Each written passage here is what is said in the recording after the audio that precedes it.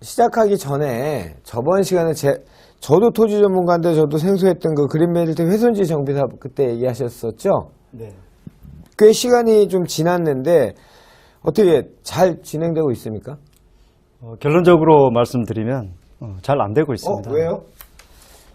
이 법이 시행된 지 1년이 넘었고 한시법이라 그랬죠? 금년 말까지만 예. 진행이 되는데 그때까지 접수가 이루어져야 되기 때문에 실질적으로는 앞으로 한 8개월 정도 남아있는 너무 급했어요 그때 법입니다.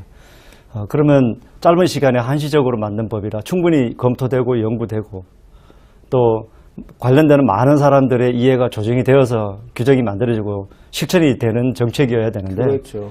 굉장히 졸속으로 만들어졌다는 생각이 여러 군데서 좀 들어가고 있습니다. 이게 사실 굉장히 작은 사업이 아니죠. 그린벨트는 합법적으로 어떤 개발 행위를 못 하는데 일종의 그 유예 기간을 준다는 거였잖아요, 내용이요. 예, 그렇습니다. 훼손지 정비 사업이라는 것은 한 번 더 정의를 보면 그린벨트 내에 동식물 관련 시설로 허가를 받았다가 예. 원래 동식물 시설로 안 쓰고 대부분 창고로 예, 그렇죠. 불법으로 이렇게 쓰고 있어서 다 위반 건축물로 이제 등재가 되어 있는 곳입니다. 이러한 시설을 이제 훼손 시설이라고 그러고 예. 이러한 시설이 그 토지 면적의 20% 이상, 뭐 우리가 하는 용어로 건폐율이 20% 이상이 되는 땅을 훼손지라고 표현을 합니다.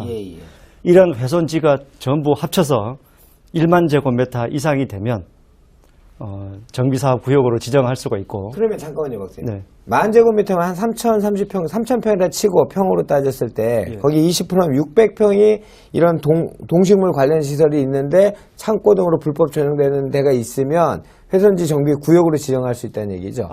그러니까 필지마다 건폐율 20%니까 필지에 한해서 건폐율 20%인 창고가 있으면 되고 그걸 전부 합치니까 전체 면적이 10,000제곱미터라 그러면 일단 7,000제곱미터, 70%인 7,000제곱미터가 훼손지가 이제 있어야 됩니다. 그렇죠. 예. 즉 반대로 얘기하면 30%는 훼손지가 아니어도 된다는 얘기입니다.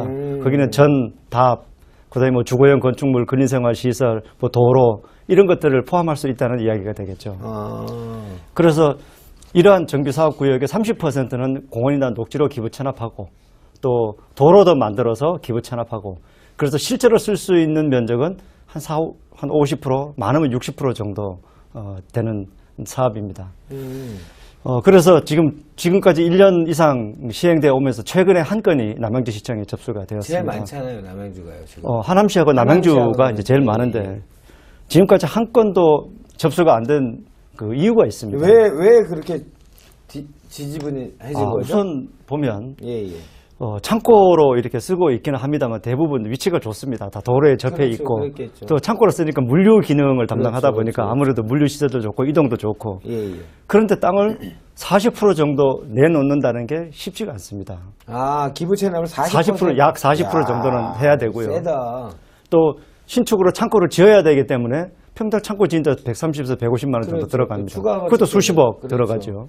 또 목장용지에서 창고로 지목 변경이 되기 때문에 거기에 따른 취득세 내야 되고 개발 부담금 내야 되고 또 정비사업 계획, 그린벨트 변경 계획을 수립하자면 도시계획 비용도 뭐 평당 한 5만 원에서 7만 원 이 정도 이렇게 들어갑니다.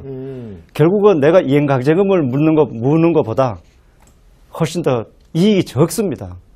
그러다 보니까 경제적인 면에서 손실이 워낙 크니까 지주들이 신청을 할 수가 없고요.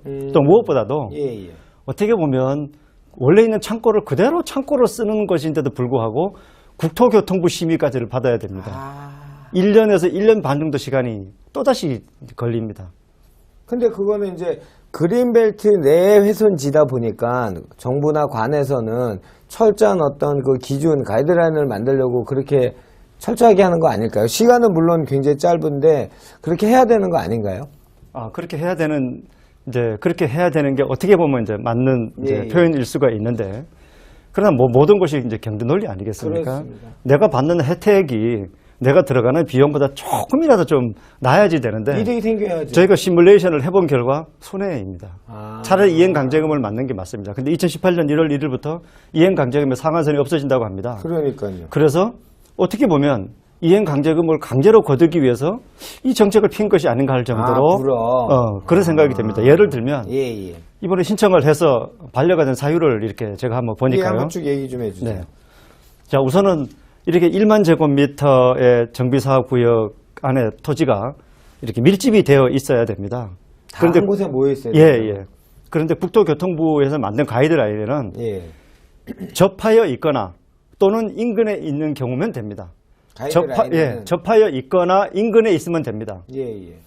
그런데 우리가 정비사업을 할 때 도시및 주거환경정비법이든 그다음에 도시개발법이든 또 뉴스테이 법이든 아니면 가장 흔한 주택법까지도 사업을 시행을 하려고 하다 보면 알박기도 있고 그 수십 명, 수백 명이 다 동의가 이루어지지 어렵기 때문에 그렇죠. 일정의 비율 이상이 되면은 수용이나 매도 청구를 할 수 있도록 다 제도 정비를 하고 있는데 이 법은 그게 없습니다. 이 법은 동의를 하지 않는 미동의자에 대해서 강제로 이 정비사업을 할 수 있는 규정이 전혀 없습니다. 그렇다면 법에 불비이거나 아니면 굳이 동의를 하지 않더라도 접하여 있지 않더라도 인근에 있으면 된다고 국토부 교통부 스스로 발표를 했기 때문에 조금 이렇게 중간에 한두 개 이렇게 이빨이 빠진 모양이 되더라도 정비사업 구역이 10,000제곱미터를 충족하고 그 중에서 70%가 훼손지이면은 가능하다라고 저는 해석이 되는데 그렇게 해야죠. 강제 조항이 없으니까. 없으니까요. 그런데 시에서는 야 그거 오타다.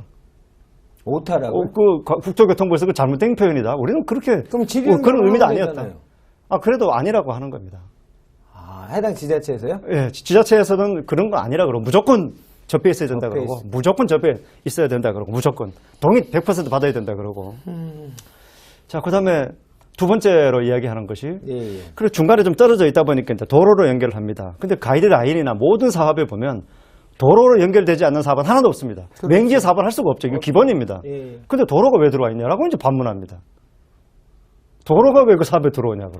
회선지 정비사업. 사업에 왜 도로가 왜 들어오냐. 그런데 가이드라인에는 기존에 있는 도로는 토지 이용 계획상에 포함시키도록 하고 있고 도로도 당연히 정비사업 구역에 포함시켜서 계획을 할 수 있도록 규정을 만들어 놨음에도 불구하고 담당 공무원들은 그렇게 얘기를 하고 있습니다. 또 흩어진 훼손지 같은 경우에도 이제 또 흩어져 있습니다. 한 곳에 밀집해 있지 않은 경우죠. 그렇죠.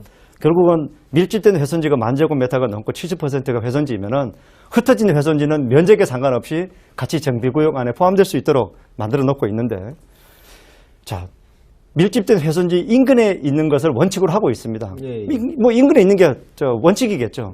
그런데 자기들 그 국토교통부에서 만드는 규정에도 동의를 못 받는 불가피한 사유가 있으면 동일한 시군구 내에 있으면 된다. 이렇게 규정을 만들어 놨습니다. 그런데 시에서는 조금 떨어져 있다는 이유로 안 된다는 겁니다. 동일한 시군구 내에 있으면 된다라고 분명히 규정을 만들어서 국민들 앞에 선언을 하고 발표를 했어요. 그런데 같은 남양주시에 있는데 조금 멀리 있다. 안 된다는 거예요. 뭐 보통 우리가 법 조문이나 했을 때 해당 시군구, 연접 시군구 이렇게 다 하잖아요. 세금 거둘 때도 마찬가지고. 그 논리로 적용하면 될 텐데 왜 안 되는 건지 이해가 잘 안 됩니다. 그래서 최근에 저희가 아마 지주들이 최종 신청서를 내기 전에 국토부도 가고 담당 시도 갔는데 담당 시청의 공무원들이 싹 바뀌었습니다. 담당 팀장, 과장 전원이 바뀌었고요. 전원이 바뀌었고 지금 국토부 입장에서는 지자체에 재량권을 줬다. 지자체에서 되면 되고 난 잘 모르겠다. 지금까지 이 사업지 내용을 몇 번을 보고면서도 그렇게 얘기를 하고 있는 중입니다. 그럼 이거는 그 가이드라인이라는 자체가 굉장히 무소불위인 것도 있어요. 한강변 종합관리계 그 가이드라인이잖아요. 그거에 따라서 층고도 다 이렇게 하고 있는데 이 가이드라인은 굉장히 힘이 없나 봐요. 지자체에서 그렇게 아니라고 얘기하는 도대체 왜 그렇죠?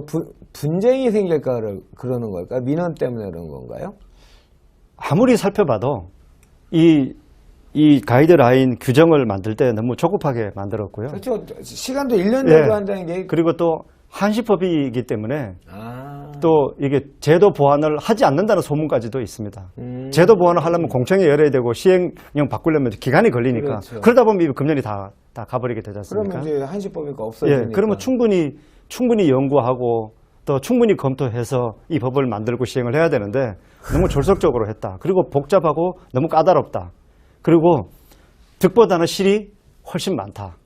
하는 겁니다. 이게 그러니까 좋게 얘기하면 우리 불법 건축물 양성화를 시켜주겠다라는 좋은 취지인데 사실은 결과론적으로 그렇게 아무것도 된 게 없다는 그런 지금 답답함을 토로하고 계신 거잖아요. 제가 볼 때는 아마 한 건도 이 규정에 맞게 해서 통과되는 게 없을 겁니다. 그럴 것 같네요, 진짜. 네. 지금 뭐 그래서 많은 세금을 들여서 이거 만드는데 얼마나 많은 국민의 세금이 들어갔겠습니까? 그렇죠. 이 세금 들여서 노력 들여서 만든 정책을 전혀 실효성 없는 정책이 될 가능성이 크다고 보여집니다. 답답합니다. 물론 이제 정부에서는 이 규제 완화를 뭐 매일 그냥 뭐 지금 정치하시는 분들이나 기존 공무원 하시는 분들은 그 뭐 규제 완화를 입버릇처럼 얘기하는데 이 지금 실효적인 또는 필요한 이런 것들은 전혀 사상누각과도 같은 그냥 했다 그냥 보여주기 쇼잉하기 위한 뭐 그런 거로밖에 지금 받아들이지가 않는데 박사님 보시기는 어떠세요? 이제 요거는 오늘 마무리해야 돼요. 박사님 오늘 국가 경쟁력을 갖는 측면에서도 지금 뭐 전체적으로 경제가 어렵다고 하지 않습니까? 예. 자, 그런 측면에서 본다면 전체적으로는 우리가 국가 부동산 관련 정책이 규제 완화 정책인 것만은 틀림없는 사실입니다. 현재.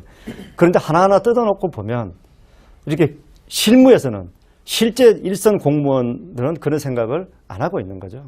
그게 지금 정책경쟁력위원회에서 국가경쟁력위원회에서 포지티브를 네거티브로 바꾼다는 벌써 11년, 13년 계속 천명을 해왔다는 얘기죠, 이 정부에서. 근데 이거는 지금 뭐 전혀 이루어지지 않는다는 얘기인데 정말 답답하시겠어요, 현장에서요? 네, 답답합니다. 그거는 뭐 하여튼 저희 이준의 기센 부동산의 기세게 뭐 혹시 또 도와드릴 일 있나 한번 찾아보겠습니다. 어차피 뭐 법이 있는 거고 법대로 하는데도 안 되는 거는 이건 문제가 있는 거죠. 저희 전문가들 그런 분들 많습니다. 그 현장 공무원들 다들 훌륭하신데 어떤 한 분들의 고집으로 인해서 사업을 하시는 분들이나 그거로 인해서 굉장히 큰 일을 하시려고 하는 분들은 엄청난 데미지가 생기는 문제거든요. 이거는 반드시 시정돼야 될 것 같습니다.